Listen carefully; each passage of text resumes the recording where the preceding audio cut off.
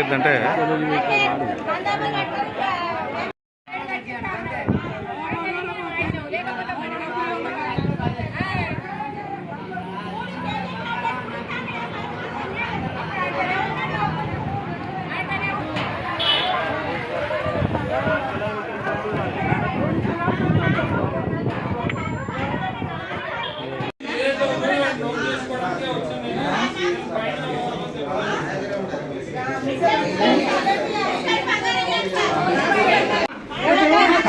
మీరు బయటకు వచ్చి మాట్లాడండి. మరి వీళ్ళు లోపల మాట్లాడలేదు.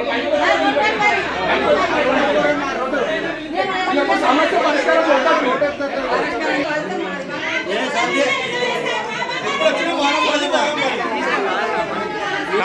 నేను తీయకపోయినా వేరే వాళ్ళు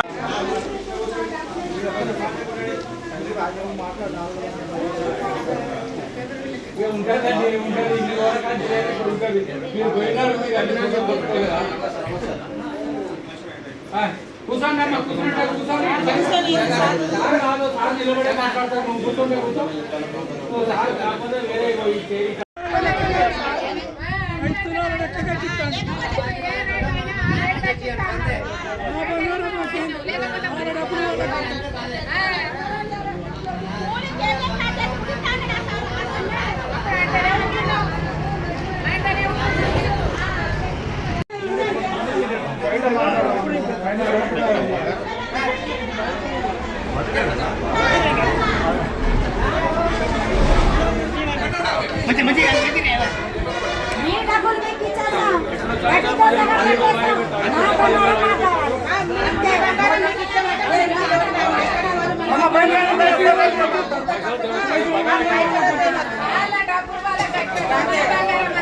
పెట్టాలి వాళ్ళంతే.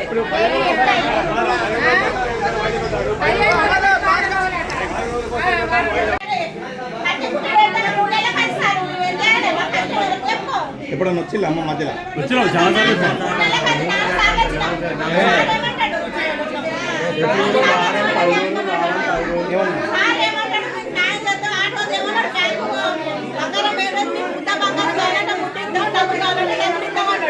ఈ రోజు మళ్ళీ గట్ట మాట మాట్లాడి ఎక్కడ ఉండాలి 10 బాగా పెడితే ఎక్కించుకోవాలి కట్టిస్తాడు. 2 తులాలు తగ్గిపోతుంది. ఆరోగ్యం చెప్పొచ్చు కదా సార్.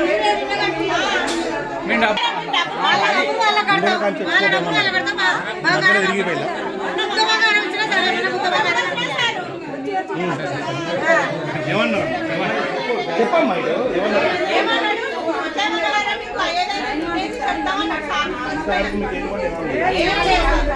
స్టార్టింగ్ ఏం చెప్పిందమ్మా? పోయినప్పుడు ఏం చెప్పింది?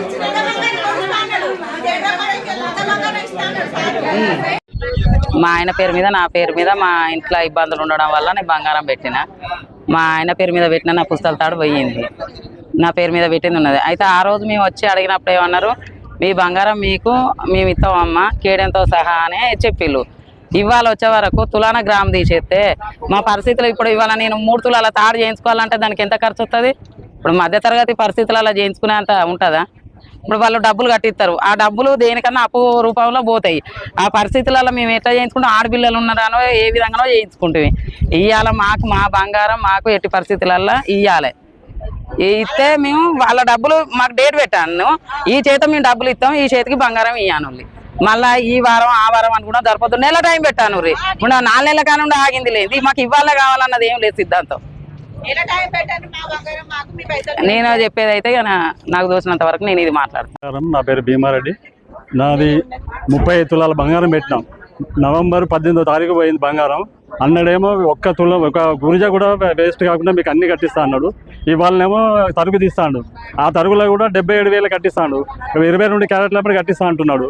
మరి అది ఎంత లాస్? మాకు 10 తులాల కంటే 1 తులం లాస్ అవుతున్నాం. అట్లా ఆ విధంగా మాకు అనడం అట్లా మేము వ్యవసాయం చేసేవాళ్ళము. పొద్దున్న అయితే వ్యవసాయం పని మాకు ఈ బ్యాంకుల చుట్టే ఇప్పటికి ఒక 10 సార్లు వచ్చినాం బ్యాంకులకు. రేపిస్తా ఎల్లుండి ఫస్ట్ అన్నాడు, 2వ తారీఖు అన్నాడు. మళ్ళీ ఇప్పుడు వారం రోజులు అవుతుంది. దయచేసి మాకు బంగారం ఇస్తే అయిపోయా, వాళ్ళ డబ్బులు వాళ్ళకి కడతాం, మా బంగారం మాకు ఇస్తే అయిపోతుంది.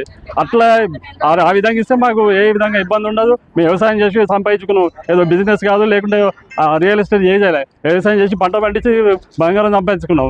ఆ బంగారం తెచ్చి బ్యాంకులో పెడితే దొంగల పాలు చేసారు. అలా మాదేమైనా తప్పు ఉందా?